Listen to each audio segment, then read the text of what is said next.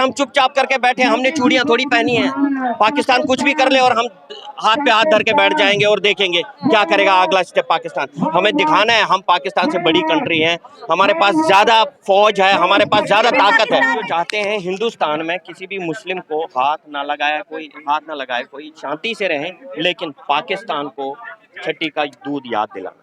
यूँ जरूरी है सर। तो यही है कि ये एक्शन कोई एक्शन नहीं है, एक्शन लेना चाहिए आर्मी लेवल पे। मैडम ऐसा है पाकिस्तान को फ्री छूट तो नहीं मिलेगी ना जो उन्होंने कल करा, और हिंदुस्तान चुपचाप सह जाए इसको। इंडिया ने रिटेलिएट किया, इमीडिएटली इंडिया ने रिएक्शन दिया कि भाई हम आपके ऊपर ये वाले जो भी रेस्ट्रिक्शंस डाल रहे हैं, हम रेस्ट्रिक्शंस डाल रहे हैं, तो ये तो जरूरी है। अगर हम चुपचाप करके बैठे, हमने चूड़ियां थोड़ी पहनी हैं। पाकिस्तान कुछ भी कर ले और हम हाथ पे हाथ धर के बैठ जाएंगे और देखेंगे क्या करेगा अगला स्टेप पाकिस्तान। हमें दिखाना है हम पाकिस्तान से बड़ी कंट्री हैं, हमारे पास ज्यादा फौज है, हमारे पास ज्यादा ताकत है। इस तरीके के आतंकवादी हमले करने की हिम्मत आ जाती है। कायरता है। एक बार युद्ध लड़े ना, ये कायरता है और कुछ नहीं है। आप बताइए, आतंकवादी को भेजना और 28 लोगों को मारना, वो भी हिंदू चुन चुन के मारना, मतलब सिलेक्टिव किलिंग करी उन्होंने वहां पे। तो ये कहीं का इंसाफ है? ये पाकिस्तान की चाहे। पूरा हिंदुस्तान में दुख है इस टाइम, पूरा हिंदुस्तान 140 करोड़ लोग दुखी है, और अगर इसके बदले कोई एक्शन नहीं लिया जाएगा तो वो तो फिर गलत बात है। हाँ, जो इन्होंने लिए डिप्लोमेटिक जो स्टेप्स लिए, उससे हम खुश है, मगर संतुष्ट नहीं है, क्योंकि वो बहुत कम है। अभी जो लेने चाहिए वो बहुत आगे जाना है। हमारे को आज रात का इंतजार है, जो जॉइंट पार्लियामेंट्री मीटिंग हो रही है उसके बाद में जो डिसीजन लिया जाएगा, हमें लगता है कि एक बहुत बड़ा डिसीजन होगा जो वंस फॉर ऑल पाकिस्तान को चुप करा देगा। इस समय अजीत डोभाल की तरफ भी सबकी नजर है, जिन्होंने बड़े बड़े स्ट्राइक में उनका हाथ रहा है। इस समय हमारे को इस टाइम पे हर उस आदमी पे नजर है जो देश प्रेमी है, जिन्होंने देश के लिए कुछ किया, जिन्होंने 370 हटा दिया, जिन्होंने अभी तक आतंकवाद में अंकुश पाया था जम्मू एंड कश्मीर में।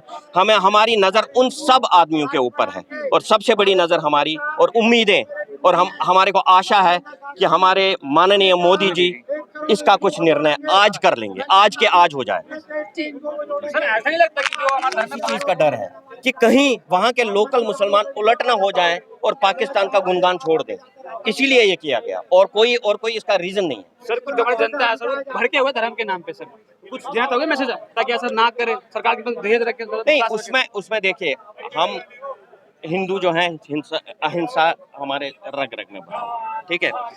हम जो चाहते हैं हिंदुस्तान में किसी भी मुस्लिम को हाथ ना लगाए कोई, शांति से रहें, लेकिन पाकिस्तान को छठी का दूध याद दिलाना है। यूँ जरूरी है सर। ये जरूरी है।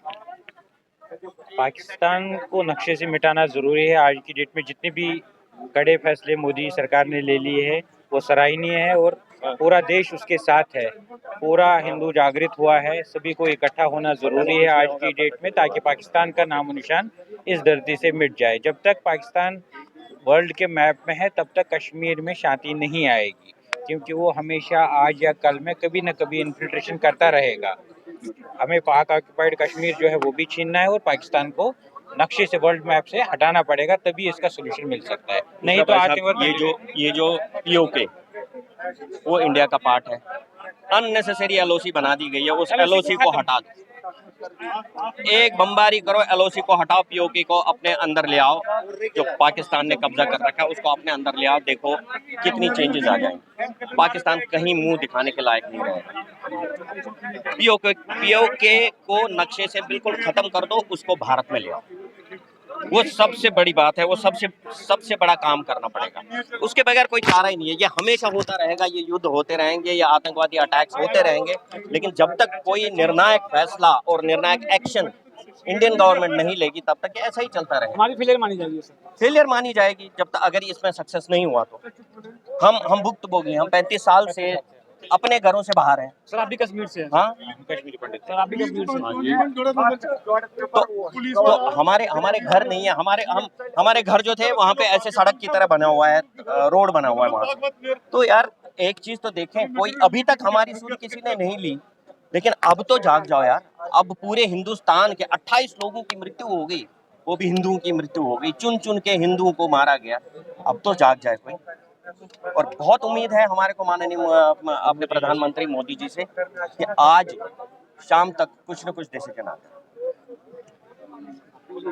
बोलिए किस विषय पे बोलना है? इस कश्मीर विषय में। देखिए जी, ये सिलसिला लगभग 89 से शुरू है। पता नहीं आप सब जागरूक थे इस बारे में या नहीं थे, क्योंकि मैंने पाया हिंदुस्तान में इवन 95 तक भी लोग इतने जागरूक नहीं थे इस बात से वहाँ एक्चुअली हो क्या रहा है। यहाँ पे जो वहाँ से लोग आते थे उनको यहाँ के लोग कहते हैं भाई साहब आप कैसे भागे, आप तो बुज़दिल निकले। लेकिन उनको अंडरस्टैंडिंग ही नहीं थी, ये बदकिस्मती है, उनको कोई अंडरस्टैंडिंग ही नहीं थी कि वहाँ किस लेवल का आतंकवाद चल रहा है। उनको ये नहीं पता था कि वहाँ वॉर लाइक सिचुएशन है और रोज किलिंग हो रही है, हर रोज किलिंग हो रही है और लगातार हो रही है। ये वहाँ चल रहा था मामला। ये उसी कड़ी का एक लेटेस्ट एपिसोड है, उसी कड़ी का ये एक लेटेस्ट एपिसोड है। लेकिन इस स्केल पे टूरिस्टों को इतने नंबर में आज तक पहली बार मारा गया, लेकिन टूरिस्टों को पहले भी निशाना बनाया गया, पहले भी मारा गया, ये कोई पहली बार नहीं हुआ है। और ये लैप्स है स्टेट गवर्नमेंट का कि अगर उन्होंने एक प्रॉम्प्ट जगह, जैसे यहाँ हम खड़े हैं ये प्रॉम्प्ट जगह है, वैसे वो पहलगाम की एक प्रॉम्प्ट प्लेस है, प्रॉम्प्ट स्पॉट है, वहाँ पे एक पुलिस वाला नहीं था। अगर वहाँ 4 पुलिस वाले ही होते मामूली गन लेके तो किसी की हिम्मत नहीं पड़ती और ये हादसा होता नहीं है। तो ये सिक्योरिटी का सबसे बड़ा लैप्स है। हमारी बहुत सारी एजेंसियां वहाँ काम कर रही है सिक्योरिटी के लिए, ये उनका फेलियर है।